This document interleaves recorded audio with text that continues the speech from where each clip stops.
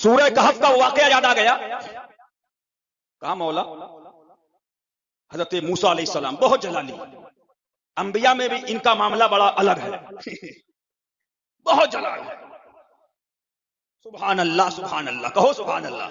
حضرت موسیٰ ہی تو ہیں، تو حضور سے فرماتے ہیں کہ آپ کی امت اتنی نمازیں. سبحان اللہ، کیا معاملہ ہے. گئے حضرت خضر سے ملاقات ہوئی، کہا ہم آپ کے ساتھ میں، کہا نہیں ہماری آپ کی نہیں ہو پائے گا. کہا نہیں میں آپ کے ساتھ رہنا چاہتا ہوں. کہا ایک شرط ہے کہ کوئی سوال نہیں کریں گے آپ. کوئی تو حضرت خضر نے کہا کوئی سوال. موسیٰ علیہ السلام نے فرمایا ٹھیک ہے ہم کوئی سوال نہیں کریں گے، ہم کوئی. تو اب صاحب چلے، چلنے کے بعد ایک کشتی پہ سوار ہو. شام کا وقت تھا، دریا پار کرنا تھی، لوگ بٹھالتے تھے، بٹھالنے والا کشتی والے منع کر رہے تھے. ہمارے سلیم حشمتی صاحب بھی آئے، اللہ تعالیٰ ان کو بھی سرکار ملک صاحب قبلہ کے فیوزات باطن ظاہری اور باطن دونوں سے مالا مال فرمائے. حضرت کے بہت قربیت تھی. اللہ تعالیٰ ان کے دین پر ان کو بھی ہم کو بھی ان کے مسلک پر مضبوطی کے ساتھ قائم رکھے. دنیا چند دن کی ہے تو سب نے منع کر دیا بھائی ہم آپ کو نہیں بٹھا لیں گے. ایک نئی کشتی لے کے آیا، اس نے کہا آپ لوگ تشریف لائیے میری کشتی میں بیٹھ جائیے. بیٹھ گئے. جب دریا پار ہونے لگا تو حضرت خضر علیہ السلام نے ایک تختہ توڑ دیا اور باہر اتر گئے. تو حضرت موسیٰ علیہ السلام نے فرمایا ایک تو کوئی بٹھال نہیں رہا تھا، اس بیچارے نے کشتی میں بٹھالا، نئی کشتی اس کی آپ نے کشتی توڑ دی. تو انہوں نے فرمایا میں نے آپ سے کہا تھا کہ آپ کوئی سوال نہیں کریں گے، اب آپ کا راستہ الگ. تو حضرت موسیٰ نے فرمایا ٹھیک ہے بھائی اب ہم کوئی سوال نہیں کریں. سبحان اللہ. پھر حضرت موسیٰ علیہ السلام چلے تو دیکھا کچھ بچے کھیل رہے ہیں ایک جگہ پہ. حضرت خضر تشریف لے گئے، اشارہ کیا پیشانی پہ، ایک بچے کا گرا اور انتقال ہو گیا، رونا پیٹنا مچ گیا. ایک لوتا بیٹا تھا. حضرت موسیٰ علیہ السلام نے فرمایا یہ آپ نے کیا کیا؟ ایک بیٹا، اس کی کوئی اولاد نہیں، اس کو آپ نے ختم، موت آ گئی، رونا پیٹنا مچ گیا. فرمایا حضرت خضر نے میں نے آپ سے کہا تھا کوئی سوال.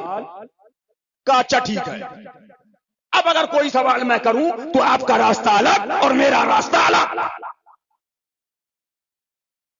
اب صاحب چلے، ایک گاؤں میں پہنچے تو وہاں پر کھانا کھلا دو، کسی نے کھانا نہیں کھلایا. ناشتہ تو ناشتہ تیار، ارے بھائی پانی پلا دو تو کسی نے پانی تک نہیں دیا. کسی نے نہیں دیا. اب صاحب ایک دیوار جب گاؤں سے نکلنے لگے ٹیڑھی تھی، قریب تھا کہ گر جائے. تو حضرت خضر علیہ السلام نے ایسے اشارہ کیا، دیوار سیدھی ہو گئی. تو حضرت موسیٰ علیہ السلام پھر فرمانے لگے ایک تو یہاں کسی نے پانی نہیں پوچھا، آپ نے اس گاؤں والوں کی دیوار سیدھی کر دی. سبحان اللہ سبحان اللہ سبحان اللہ. تو حضرت خضر علیہ السلام فرمایا ٹھیک ہے بھائی اب آپ کا راستہ الگ میرا راستہ الگ. تو کہا پھر اب یہ سن لیجئے جو تینوں کام ہوئے ہیں وہ کیوں ہوئے ہیں. اچھا یہ بتائیے کہ جو کشتی ہم نے توڑی وہ اس لیے توڑی، اس جو دریا کے اس طرف بادشاہ تھا وہ ظالم تھا، اس کے لوگ کھڑے تھے جو نئی کشتی آئے پکڑ کے اندر ڈال دو، جو نئی کشتی آئے پکڑ کے. لیکن جب وہ کشتی آئی تو اس کے لوگوں نے دیکھا تختہ ٹوٹا ہوا ہے، بولے چھوڑ دو یار یہ تو ٹوٹی بھی تختی. ایک تختہ چھوڑ کے پوری کشتی بچا دی. سبحان اللہ سبحان اللہ سبحان اللہ. اب صاحب آگے بڑھے. اچھا آپ نے اس کے لڑکے کو کیوں؟ فرمایا میں نے دیکھا اس کے باپ کی پیشانی پہ جنتی لکھا تھا اور اس کے لڑکے کی پیشانی پہ جہنمی تھا. تو یہ مرے گا، باپ جنت میں جائے گا، بیٹا اور ہمیشہ کا معاملہ. فرمایا وقتی طور سے ہوا، اللہ اس کا بہتر بدل عطا فرمائے گا. اب دونوں جنت میں جا رہے ہیں ساتھ میں. سبحان اللہ سبحان اللہ.